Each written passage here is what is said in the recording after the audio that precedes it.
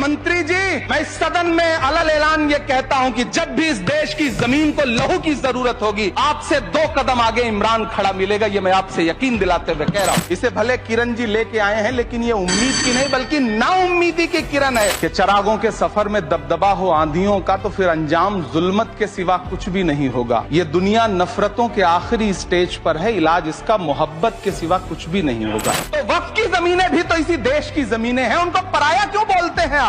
जिस जमीन पर मैं खड़ा हूं ये मेरी पहचान है। आप आंधी हैं तो क्या मुझको उड़ा ले जाएंगे? जिल्ले इलाही, जमहूरियत जो है वो नफरत और ठसक से नहीं चलती है, अकड़ से नहीं चलती है। धन्यवाद मोदी जी, क्या बढ़िया सौगातें मोदी दे रहे हैं आप। हम ही को कातिल कहेगी दुनिया, हमारा ही कत्लेआम होगा। हम ही कुएं खोदते फिरेंगे, हम ही पे पानी हराम होगा। मैं वक्फ कानूनों में किए जा रहे संविधान विरोधी बदलावों के खिलाफ बोलने के लिए खड़ा हुआ हूं। संविधान का आर्टिकल 14 हो, 29 हो, 30 हो, चीख चीख कर कहता है कि देश में सब बराबर के हकदार। आर्टिकल 26 कहता है कि सबको अपने अपने मजहबी कामों के लिए मंदिर, मस्जिद, गिरजाघर, गुरुद्वारों का निर्माण करने का हक है और उसका रखरखाव का भी हक है। लेकिन डॉक्टर बाबा साहब अम्बेडकर के संविधान को हर दिन कुचलने वाली ये सरकार देश के मुसलमानों से नफरत में इतनी अंधी हो गई है कि खुलेआम देश की संसद में देश सरकार के माइनॉरिटी मिनिस्टर साहब और होम मिनिस्टर साहब झूठ बोलते हैं और देश को गुमराह करते हैं। मंत्री जी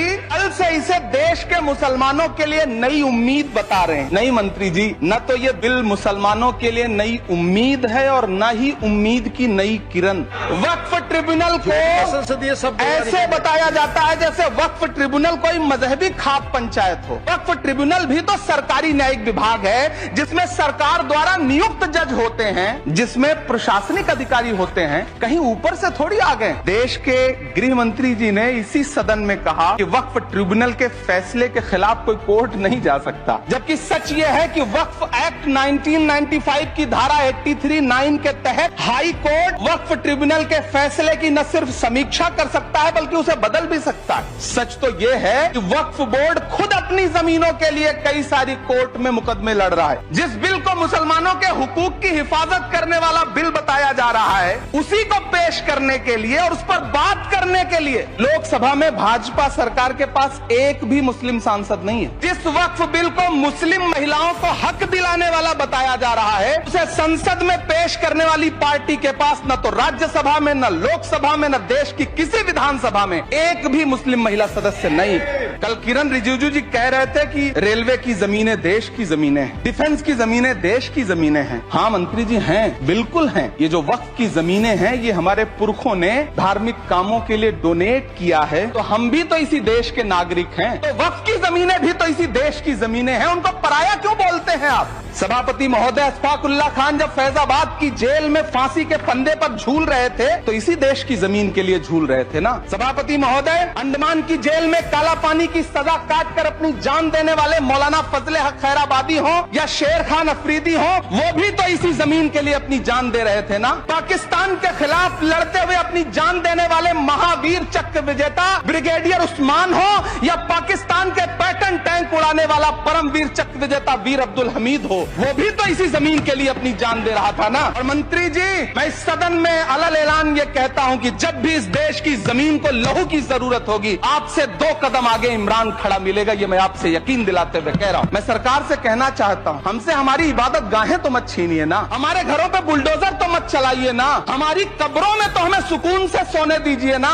माइनॉरिटी मिनिस्ट्री का बजट कट करके, मुस्लिम बच्चों की स्कॉलरशिप बंद करके अब सरकार कह रही है कि हम वक्फ की आमदनी से गरीब मुसलमानों का भला करेंगे। गुजरात की बेटी बिल्किस के बलात्कारियों की रिहाई के बाद उन्हें माला पहनाने वाली लोगों के नेता ये कह रहे हैं कि ये बिल मुस्लिम महिलाओं को उनका हक दिलाएगा। धन्यवाद मोदी जी, क्या बढ़िया सौगातें मोदी दे रहे हैं आप। पहले हमें गुजराते मोदी दिया, आप सौगातें मोदी दे रहे हैं। लेकिन ये सरकार इतना याद रखे कि इसी ठसक के साथ देश की संसद में सीए का कानून भी लाया गया था और कहा गया था बड़े बड़े भाषण दे करके कि पड़ोसी देशों से हिंदू भाइयों को ला करके यहाँ नागरिकता दी जाएगी। पिछले इतने दिनों में इनसे नागरिकता लेने के लिए 2000 व्यक्ति भी नहीं आए, जबकि इसके उलट इन्हीं की सरकार में पिछले 10 साल में 15 लाख से ज्यादा भारतीयों ने भारत की नागरिकता छोड़ करके दूसरे देश में जाकर के बस गए। यह हुआ उस कानून का अंजाम। इसी तरह की जिद के साथ किसानों के खिलाफ भी कानून लाए गए। जिस तरह आज वक्फ के फायदे गिनाए जा रहे हैं, उसी तरह से किसानों को भी कृषि कानूनों के फायदे गिनाए गए थे। लेकिन अंजाम क्या हुआ? 700 किसानों की शहादत लेने के बाद सरकार को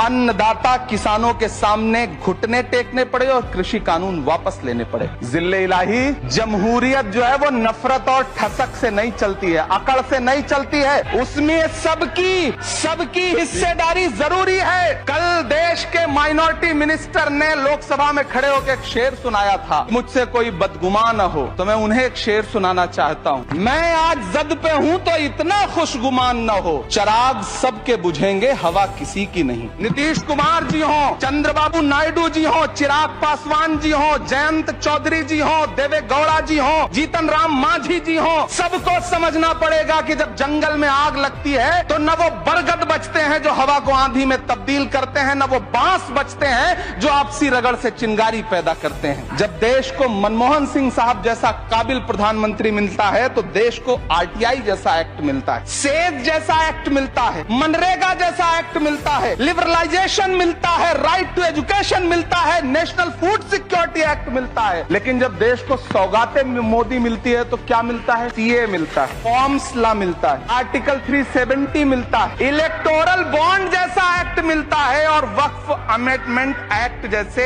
बिल देश को मिलते हैं। मुझे तो अपने हमवतन भाइयों से पूछना है कि आपको अपने बच्चों की तरक्की, खुशहाली और नौकरी की दरकार है या फिर मुसलमानों की दान की गई जमीनों को लूट कर धन्ना सेठों को देने की साजिश करने वाले कानून की? ये सरकार रात के 3 बजे तक पूरे देश को जगा करके संसद में अपने ही नागरिकों को नीचा दिखाने के लिए वक्फ बिल ला रही थी, तो उधर रात के 1:30 बजे अमेरिका हम पर 26% टैरिफ लगा रहा था। सरकार की प्राथमिकताएं देश को पता। मैं बहुत भावुक हूं आज, और मुझे अच्छा लगा कि आदरणीय नेता सदन जगत प्रकाश नड्डा जी ने बहुत अच्छी बातें भी की, मन से बातें की। क्योंकि उनके नाम में प्रकाश जुड़ा है तो मैं उनमें हमेशा एक रोशनी की किरण देखता हूं। मैं उनके सामने बहुत अदब से ये बात कहना चाहता हूं कि चिरागों के सफर में दबदबा हो आंधियों का तो फिर अंजाम जुल्मत के सिवा कुछ भी नहीं होगा। ये दुनिया नफरतों के आखिरी स्टेज पर है, इलाज इसका मोहब्बत के सिवा कुछ भी नहीं होगा।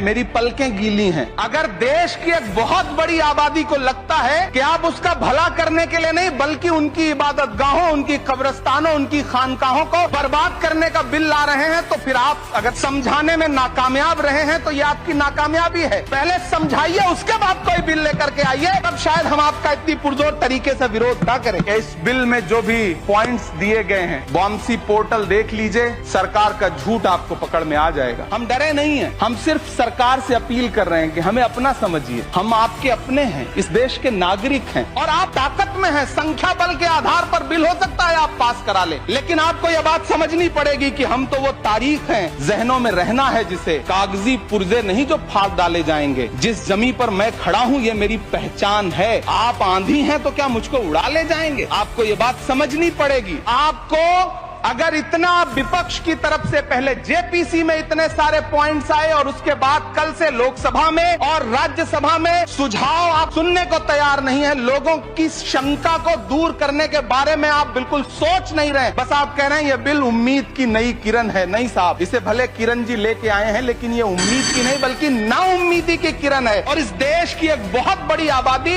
इस बात से खदशे में है, शक में है कि आप सीधे उनकी जमीनों को लूट करके धन्ना सेठों को बेचना चाहते हैं। मेरी अब भी आपसे अपील है कि इस बिल को वापस लीजिए। ये बिल कहीं से आपके अपने नागरिकों के लिए अच्छा नहीं है। ये बिल सिर्फ इस देश के मुसलमानों को नीचा दिखाने का और अपने एक ऐसे मतदाता वर्ग को खुश करने का बिल है जिनको इस बिल के पास हो जाने से कुछ मिलेगा भी नहीं, लेकिन आप एक नैरेटिव देना चाहते हैं, एक मैसेज देना चाहते हैं। मेरी आपसे अपील है कि कृपया ये जो सबका साथ सबका विकास का नारा है, इस नारे को रत्ती भर तो चरित्रार्थ कर दीजिए। बहुत बहुत धन्यवाद।